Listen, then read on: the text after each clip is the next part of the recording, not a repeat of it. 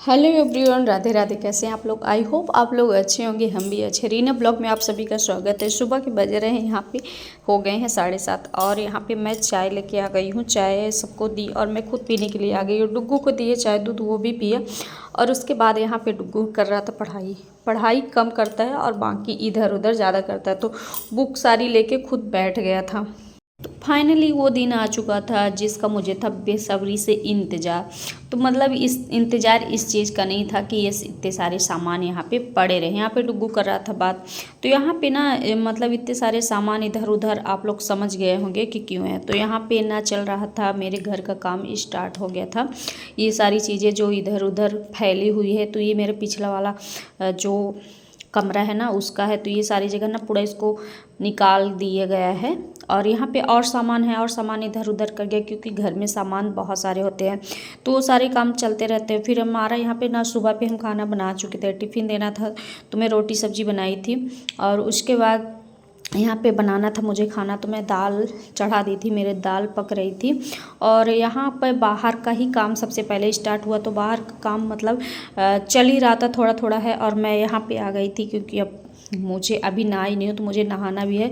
ये सारे सामान मुझे हटाना था, तो मैं वही सामान हटाने के लिए थोड़ी सी मुझे लेट हो गया नहाने के लिए।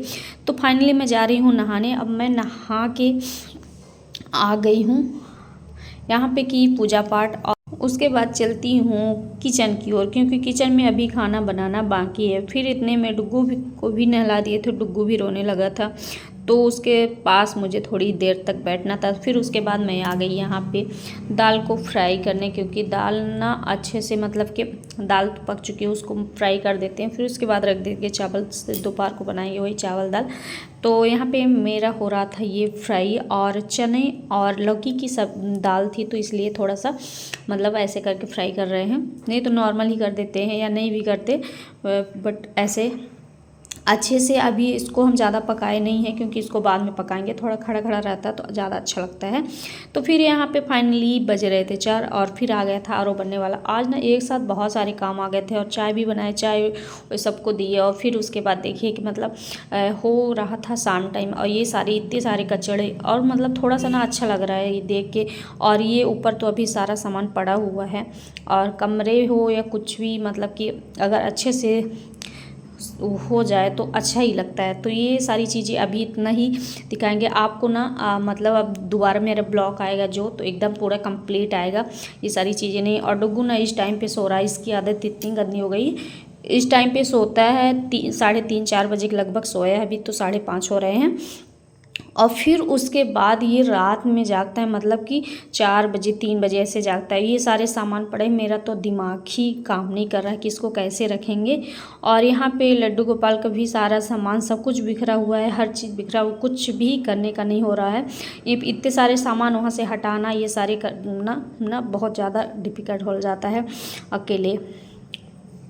थोड़ी थोड़ी ये भी हेल्प कर रहे थे, बट करना ज़्यादा मुझे ही पड़ता है। तो ये सारी चीज़ें हो रही है। और आरओ भी ठीक हो गया है, वो भी बन गया है, क्योंकि मतलब कि ख़राब हो गया था ना, तो सही नहीं था, पानी वानी पीने की दिक्कत हो जाती थी। यहाँ पे हो गया था रात, यहाँ पे गाय इधर दिख रही है, वो भी खड़ी है।